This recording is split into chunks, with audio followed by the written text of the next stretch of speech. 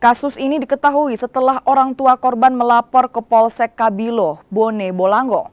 Dari hasil penyelidikan polisi, korban dibawa pergi oleh pacarnya ke salah satu rekannya pada tanggal 29 Mei hingga 1 Juni. Korban kemudian diajak pesta miras hingga tak sadarkan diri.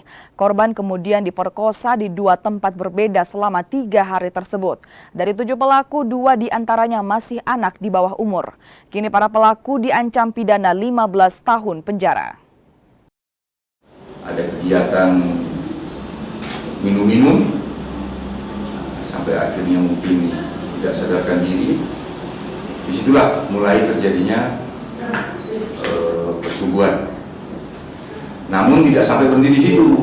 Nah, setelah dengan pacarnya tersebut, ternyata teman-teman dari pelaku ini, pacar ini ikut